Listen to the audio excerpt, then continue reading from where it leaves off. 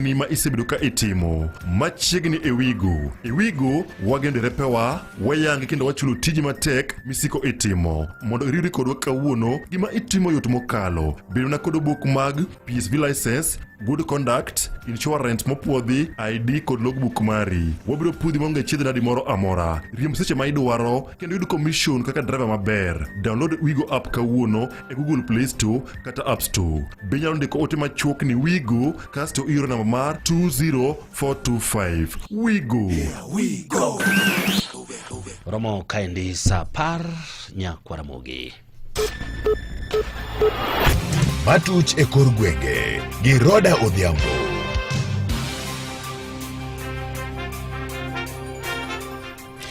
Machiegni moko kuom rowere mabende wuok e duond bura mar ODM koro dwaro mondo mi Winnie Odinga mabende en nyar mane en jatend duond bura no mosendo Raila Odinga obed achiel kuom jotelo mag duond bura no. Rowere go wacho ni mano en achiel kuom okenge mabende biro jiwo telo mar duond mar rowere e duond bura no mar ODM kotelnegi kod Brian Midio. Rowere go dwaro mondo mi tiek ywaruok duto mantiere e duond bura no ka gimedo ni ywaruok masani ntiere e duond bura no nyalo biro rocho mokalo chung mara duond burano. Komachielo eni Moitalel Ole Kenta oyier kaka jagoro maduong mar duond bura mar Jubilee ka Jeremiah Kioni to oyier kaka jalupo gai mar duond burano. Mano en wach mabende ne otimore odiochieng' ma kawuono e romo mabende nokelo kanyakla kuku mar duond burano mar Jubilee. Kamae e kaka negilose kinde makamano. We will take it with pride. We will give it our whole. Nimemsikia vile amesema na sio kazi rahisi. Ni kazi mzito lakini tutaifanya kwa sababu Mwenyezi Mungu atatusaidia. And I'm asking the support from my colleagues here to support me in that journey also as you support every other person. Our presidential candidate, I am ready to work with you. To work with you every corner of this country and to set your agenda. Mpila iko kwako. Wadhi kaunti ma Migori kama wayudo ni familia more gweng' ma Obalwanda e sub-county Manyatike koro dwaro mondo mi sirikal kokalo kuom migao ma ochung'ne masiche ma apoya mondo mi okonygi manyo nyathigi ma jahigni 18 ma bende nomonj gi nyang' e aora Kuja tarik 3 dwe mar achiel higani. Familia no kotelnegi kod Michael Odira wacho ni nyathigi no moyang nyinge kaka Shelton Otieno ma bende ne jagrade 8 skul primar ma Balwanda ne omonj gi nyang' e kinde bende noluokore aora Kuja to nyaka sani pok oyud ringrene. Nungu karsau chiel inus kama kodhi aora luok. Koro noseluokore motieko. Negen gewar jomo ni ostino koto lera. Koro kositi ko luok to en gi kar do pingo mabo to no luoko pato ne moro kanyo. Koro luok achiel kira achiel kota ko luoko machielo to pato no rodhi do fiko di gamonete manyango no yuaego. Koro no en gewar gino kaka no dimo di chiel kode no. Neno makutuch makode yogera. To kochako nene koro bang'e ne mauyo ywak to warengo dhi e pikanyo wasemanye koro sani maji mar adek otamo wayudo. Jatend piny Kenya Migosi William Ruto ne ogolo chik mondo mi jopuonjre duto mag grade 10 ma bende pok odonje skunde mag senior mondo mi odonje skunde go kachop odiochieng' makiny. Jatend piny onyiso ruodhi mondo mi one ni jopuonjre duto mag grade 10 odonje skunde kiny kata obedo ni gin kod omenda mar somo kod uniforms kata gionge godo. Kabla ya watoto kufika shuleni, ile pesa ya capitation tulishatoa pesa bilioni 44 to facilitate a smooth transition from junior school to secondary school. Tumeambiwa ya kwamba kuna watoto wengi hawajaenda shuleni kwa sababu mzazi hana pesa ya kulipa school fees, mzazi hana pesa ya kulipa uniform. Mimi nataka nitangaze from Meru na mimi nataka nimweleze every chief, kila mtoto apelekwe shuleni. Ruto mabende ne lose kinde chenro machiwo omenda ne rowere mawuok e kaunti ma Meru, Embu kod Tharaka Nithi ebo agulu mar Nyota omedo ni jopuonjre go nyalo donje skunde mag senior ka gitiyo kod uniforms mag JSS kapod girito yudo mago mag senior schools. Kama mtoto ako na uniform ya JSS, hiyo uniform ya JSS anaweza kwenda kutumia kwa secondary school akingojea mzazi wako apate pesa ya kununua uniform uniform ya secondary school. I am directing that no child should remain at home because they do not have school fees. Wawe na uniform, wasiwe na uniform, waende shuleni tomorrow morning. Na mimi nataka chiefs, na assistant chiefs, na members of provincial administration, every child in Kenya must report to school tomorrow because we have provided the money to teach all our children. Tunaelewana jameni? Jagoro maduong' mar Kupete bade ma Kisumu George Osura ogolo chika mondo mi ogolo jopuonj duto mag skund sekondar ma Nyangoto mantiere e sub-county ma Muhoroni ma ibiro tok moko kuom jonyuol monjo jopuonj mag skundno kalure kod duoko marach ma nyicha ne giyudo mar penj mar KCSE.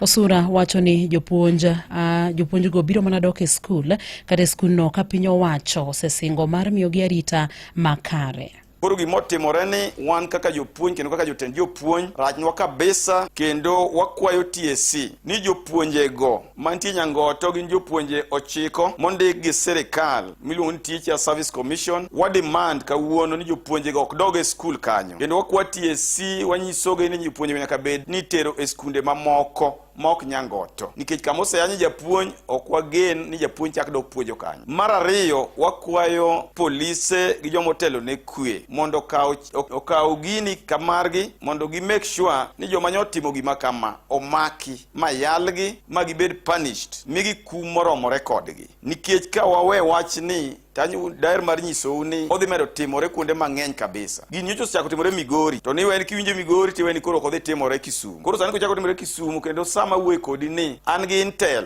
ni jo Muhoroni kendo sidho achiel mwawuoye ni akia ni chief gi en ng'a odono ng'eya ni chief mondo nyiswa gimotimo kanyo. Sidho achiel mwawuoye ni Obumba Secondary School be chano ng'anyo wuok tich manyien. Osura wacho ni gidwaro ni mondo mi duol mandiko jopuonje tich mano TSC mondo mi dar jopuonje go skundno kendo tero gi skunde ma bende ginyalo tiye maonge luoro mora mora. Omedo ni jonyuol onego ti machiegni gi jopuonj ka gidwaro duoko makare. Odiochieng' ni jopuonje wa mang'eny nogo mohinyore gi jogweng' kendo chieng'no nitie polise 6 kanyo ero ka gik makamage timore. Koro ka jopuonj inyalo go e mbele nyithindo magipuonjo ka jogweng' wacho ni nyithindo ok okalo penj e KCSE manyo bedo notim 2025 manyo gol duoko ne igani.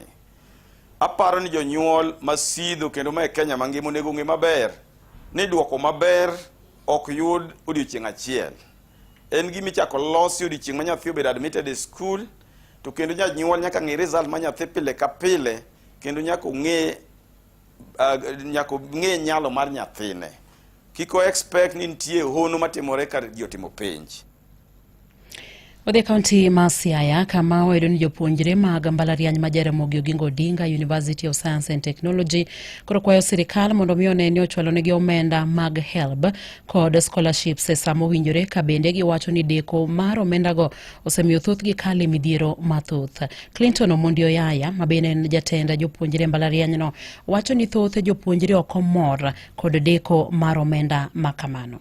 Our comrades are not fully satisfied with how they are receiving their fundings. Our government is a good government. It has been doing better. But this time round, our comrades are just requesting that if it is possible, the disbursement of their loans be done as fast as possible. Those who don't have batch numbers be issued with immediate effect.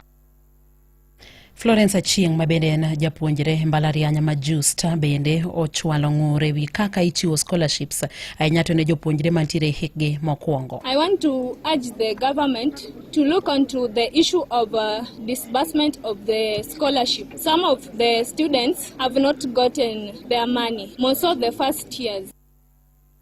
Imedo winjo matuch e kor gwenge gi Roda Odhiambo.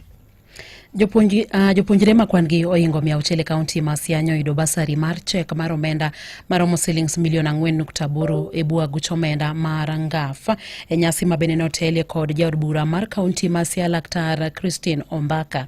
Koke kaunti ma Siaya George Amolo miyo waler mathoth e wachni. Kano wuoyo e kinde manyo gichiwo muo mag basari go eko e nyasi manobagi Siaya National Polytechnic, County MP ma Siaya Dr. Christine Ombaka nofulo ni jopuonjre ne gimiyo basari mar shilling 10,000 moro ka moro. I was issuing checks, bursary checks to needy students. To Sosa Day, I'm giving out to schools water tanks, and I'm also giving the female students sanitary pads. Although the fund we are given is so little, I'm still very proud that I was able to give at least 600 students bursaries, each child getting 10,000. The intention is to retain them in school and to make sure that they complete their education successfully so that no child drops out of school. Ofulo ni kopogore gi basari no, jopuonjre manyiri bende no yudo taulo mag ria, kakoro ni to kwayo ni kaber, to piny owacho nego medi omuom ma imiyo gi e bwo chenro mar agucho omuom mar ngaf no ero. It is for both boys and girls, only that the girls will benefit a little more by getting sanitary pads.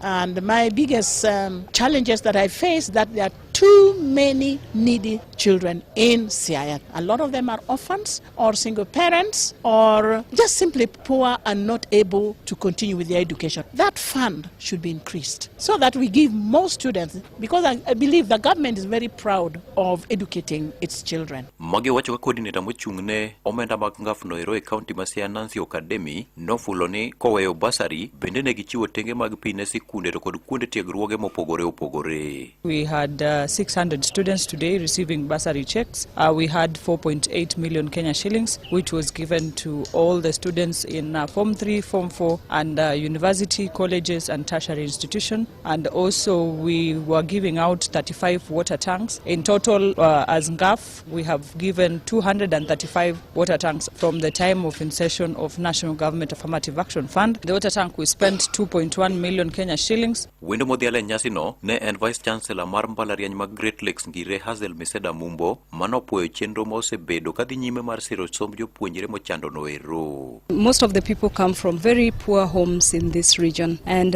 the efforts that have been made by the women representative cannot go unnoticed. It is important that everybody emulates what she's done, and like she says, if we can get opportunity for more funding so that so many other people can access such kind of support, it would be really great.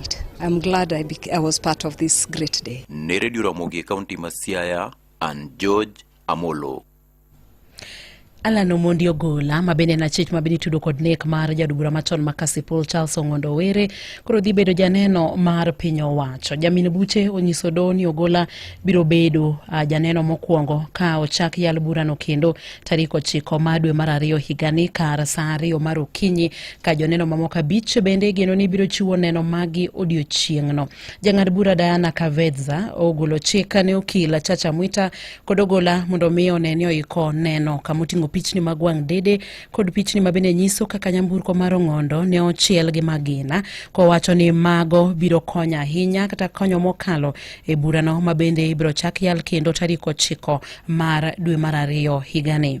Mane mabende kelo e giko mag weche mago matuche kor gwengegi e lak sechegi.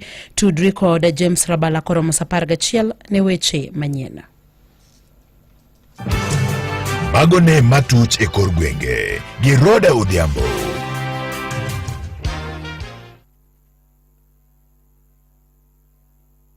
Ma Ramogi Radio. Ramogi Radio. Radio Ramogi. Kar chuny jaluo.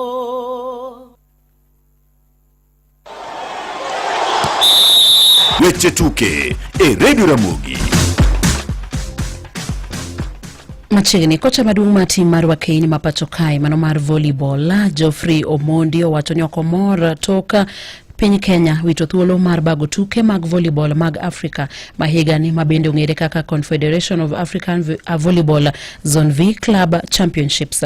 Kenya nonego beni bago tukego e kinda tarik 8 nyaka tarik 16 mar dwe mar 2 higani. Kata kamano e barua mabende nondiki tarik 19 mar dwe ni yango ni tukego koro ochor nyime e sechegi mabende riwruok mochung'ne tukego rango kaka kata rango piny machielo mabende nyalo bago tukego. We would have liked to see most of our players at that competitive level. A bigger number of clubs would have participated. That would have given us a more bigger picture of what they can do when we have foreign players, when we have international players, when we have professional players playing against them. So it's not a good thing that we didn't host. Jalup jatend riwruok mar volleyball Paul Bitok olero ni ne omigi thuolo matin mano mabende nomiyo piny owacho nobedo kod pek e yudo omenda mabende dwarore ne bago tuke makamago. The rules now with the Ministry of Sports, you have to write 3 months before. So we already have the team which starting in preparation for the African Cup of Nations. So we want to concentrate with one, and that is the African Cup of Nations.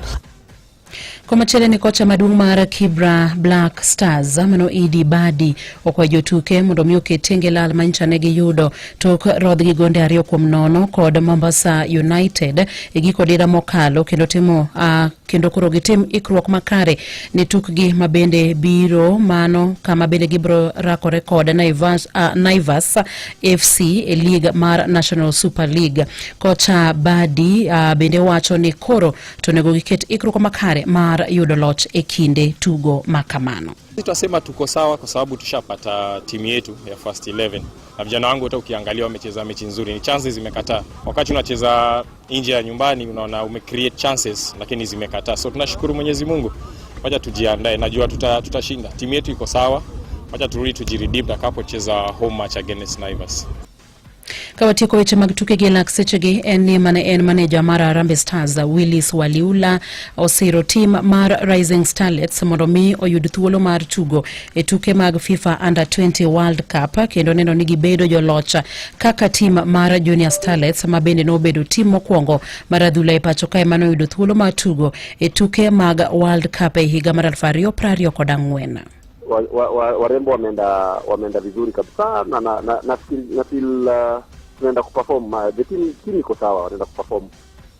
Team mar Rising Starlets ikorene tugo e kindgi kod team ma Tanzania e round mokwongo kata round machielo mar FIFA Under 20 Women's World Cup qualifiers. Naweza sema wapatie chance za kucheza na zile timu zinazojulikana kama wanazitaga timu kubwa. Unajua Kenya sisi pia ni timu kubwa lakini unakutaga huku nje kuna timu zile za madem zenye labda zinajulikana gawa huko juu FIFA ranking. Wacheza hizo mafriendlies kama inawezekana wapige more friendlies the more tunacheza friendlies mob na hizo timu kubwa tukipigwa ni kuangalia makosa yetu, but I believe that si lazima tupige, tunaweza enda hivyo na ukute tunapiga hata hao madeni. Bana mabedo kilowe giko magweche magtuke gi lak sechegi nyinga Roda Odhiambo. Awinjo weche tuke e Radio Ramogi kar chuny jaluo.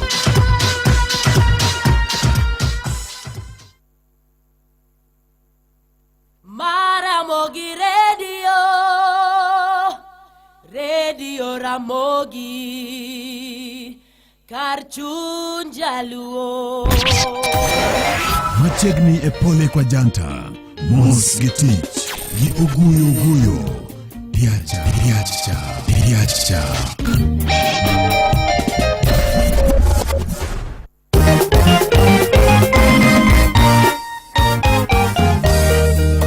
Kumocho maero kanu, maero piny motimo mchele. Rumba tugo koro ridore, otieno to wiwe atukni enduma. Wuoi ber makonyo wuoi, otieno wojo kanowe asungie waya. Rumba tugo koro ridore, otieno to wiwe atukni enduma. Wuoi ber makonyo wuoi, otieno wojo kanowe asungie waya. Jokano koro ya molokore, jidhi e yiero maduong' e pinywa. Wayieruru jotelo mabeyo, makelo dongruok kendo gero pinywa. Jokano koro ya molokore, jidhi e yiero maduong' e pinywa. Wayieruru jotelo mabeyo, makelo dongruok kendo gero pinywa. Jaodi Vera Atieno, nyako bongo atwecho rito pacho. Yudo nyako malong'o machalo kama, e piny masani donge diwuoth ahinya. Jaodi Vera Atieno, nyako bongo atwecho rito pacho. Yudo nyako malong'o machalo kama, e piny masani donge diwuoth ahinya.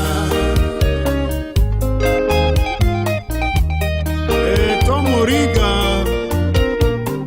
a man complete. Nambokana,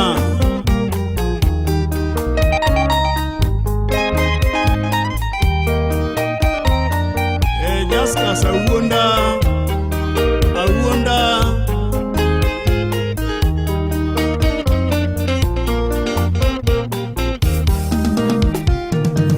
Tugo koro idore, otieno jowiwe atuniendo ma. Woi ber makonyo woi, otieno gojo kano we asungie waya. Rumba tugo koro idore, otieno jowiwe atuniendo ma. Woi ber makonyo woi, otieno gojo kano we asungie waya. Jokano koro ya molokore, jidhi e yiero maduong' e pinywa. Wayieruru jotelo mabeyo makelo dongruok kendo gero pinywa. Jokano koro ya molokore, jidhi e yiero maduong' e pinywa. Wayieruru jotelo mabeyo makelo dongruok kendo gero pinywa.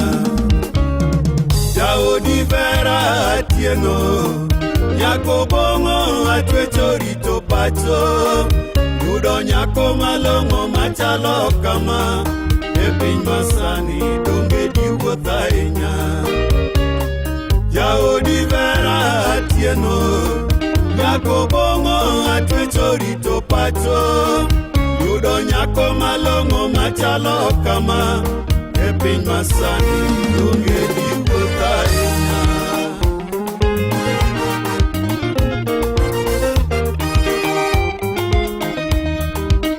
Tony Junior, Anthony Atinda,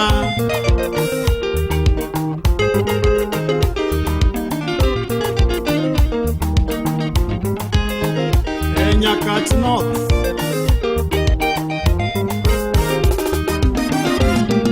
Otieno Jowi Papa, Majakano Kobura, Woi makonyo ganda to gero pinywa e mawero.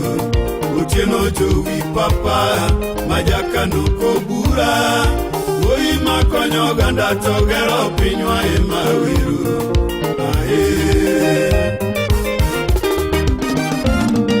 Otieno Jowi Papa, Majakano Kobura, Woi makonyo ganda to gero pinywa e mawero. Otieno Jowi Papa, Majakano Kobura, Woi makonyo ganda to gero pinywa e mawero.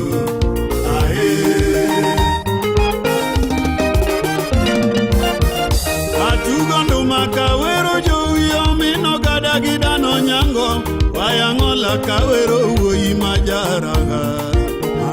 Atugondo makawero Jowi omino gada koda meri, Wayang'ola kawero Woi majaraga.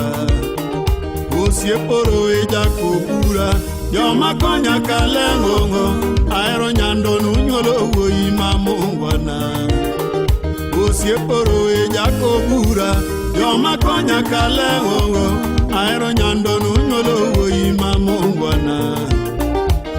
Ayosefa majalela, kodo chieng' wuonya sango, dhano piero majama sogo imosona. Osiepa Ayosefa majalela, kodo chieng' wuonya sango, dhano piero majama sogo imosona. Okeu kajulu makadero, okeu gitomo dago, masalina ninyolo Woi malong'o sana. Okeu kajulu makadero, okeu gitomo dago, masalina ninyolo Woi malong'o sana. Otieno Jowi Papa, Majakano Kobura, Woi makonyo ganda to gero pinywa e mawero. Otieno Jowi Papa, Majakano Kobura, Woi makonyo ganda to gero pinywa e mawero.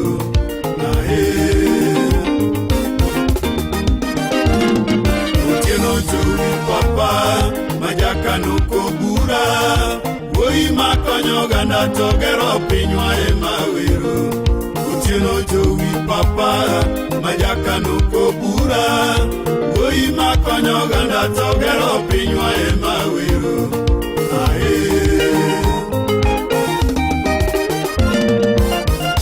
atugondo makawero jowi omino gada gidano nyango wayangola kawero woi majara atugondo makawero jowi omino gada koda meri wayangola kawero woi majara osieporo eja kubura joma konya kalewo aero nyando nunyolo woi mamungwana osieporo eja kubura joma konya kalewo aero nyando nunyolo woi mamungwana ayosefa majalela kodu chieng wonya sango gano biero majama sogo imosona osiepa ayosefa majalela kodu chieng wonya sango gano biero majama sogo imosona okeuka julu makadero okeu gitomo dago masalina ni nyolo woi malongo sana okeuka julu makadero okeu gitomo dago masalina ni nyolo woi malongo sana ae wolololo tieno jowi papa majaka nuko bura woi makonyo ganda togero pinywa emawero utieno jowi papa majaka nuko bura woi makonyo ganda togero pinywa emawero ae utieno jowi papa majaka nuko bura woi makonyo ganda togero pinywa emawero utieno jowi papa majaka nuko bura woi makonyo ganda togero pinywa emawero Contrate big music ayanga jana biwombe imosona mamalea mama Jenny adongo imoso jokogada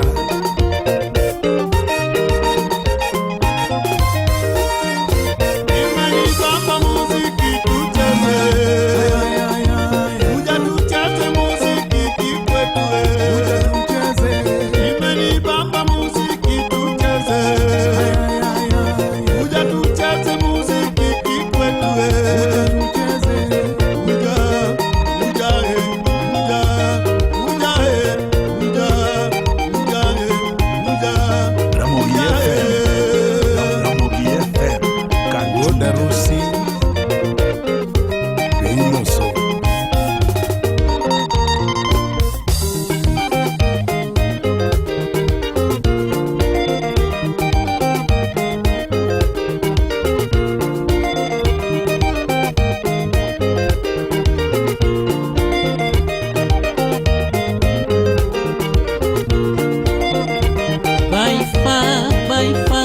Baifa tutashinda Baifa tutatawala Baifa tutaongoza Baifa tutashinda Felix Zumat Awino Tina Kano Immaculate Atieno Kiplong Achieng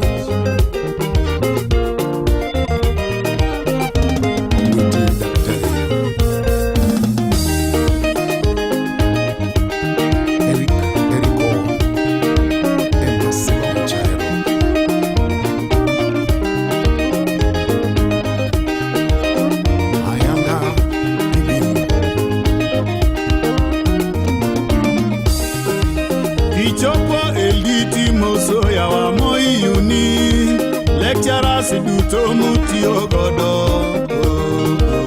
kichopo elditi moso ya wa moi ma Redio Ramogi Kalendo Nairobi Oromo sa apar genusa. Oromo sa apar genusa. Radio Ramogi Karchun Jaluo. Be manyo kar yueyo mayom kendo mokwe machiegni e City Top Hotel and Apartment. Ubedi nja ohala madwaro kar yueyo kata kama inyalo dhie kod familia mari. Wan kod kar yueyo maber, man kod 3 bedroom maber kod familia mari. Wan kod space maduong' manyalo timo tijeni mag office. Generator nitiere ponono stima olal manyiso ni ok bedo e mudho. En kama ber ma inyalo yude kit math ma idwaro kod kit chiemo mopogore opogore. Kendo en kama nyangafu. Bedni makare e dwaro maro maduong'. Wan kod security more ready 24/7 ni bedo gi kwe kinde duto ma intie karowa. City Top Hotel and Apartment yudre Kisumu Dunga machiegni kod Kiboko Bay Junction. Mondo tim booking mari kawuono iwatole namba mar 011-594-999. Bed malo gi City Top Hotel and Apartment. Mari Ramogi Kalendo Nairobi bang bedo kod nyawadwa mana utudoru godo chakre sa abiriyo. Solomon Atito Kafaya Wurko Chogo Mota yechiro ma donse miela asante sana Solomon Atito. En kinde machielo kaunu niendi ching tichangwen tarika priario kodario dwe mara chiel Ramogi FM Ruaki Ayanga chino niendi ma okjalbai chino mar mos giti. Jomatindo lungo ni pole kwa wax pole kwa janta. Ani lungo ni Oguyo Oloyo Tembe Oguyo Moto Njuri Ncheke.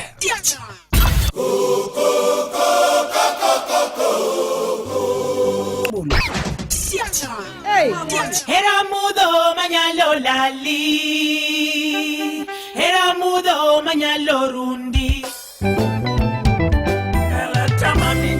Mos Giti Oguyo Jakamola.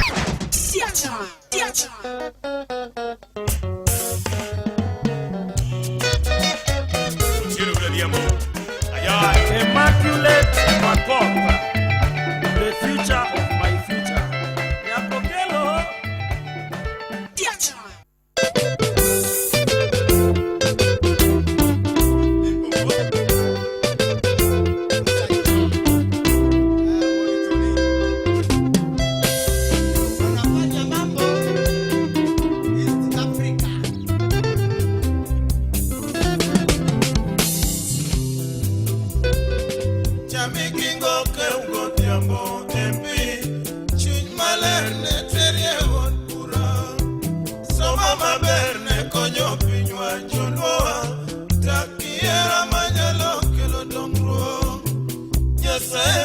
Medindalo mange epini Lakson otieno chamikingo Otjawaro medindalo mange epini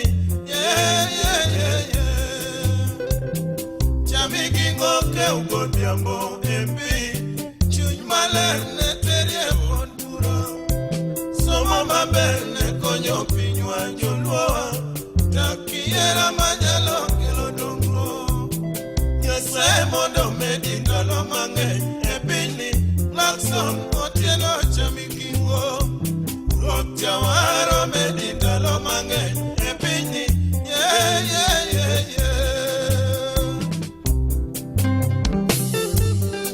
Johnny Korir Wanet Cheza Limpopo Papacho Aya joa ober agilose gituone agilungo kado lungore ma aduora gi kado ma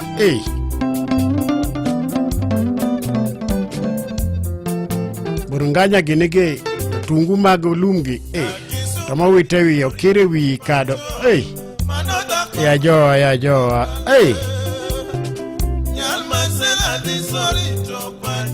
Kenga tingo gi lweta koracham. Alweta koracham ne matingo ga kenga. Korachi chabogo go kado. Kora ngado mana iya taywe luya gi okumbuna ema ywe godo luya patwiya. Ni simo yuak. Bune no kanya ka osimadieri. Ana won simu nyaka bed gi table manners.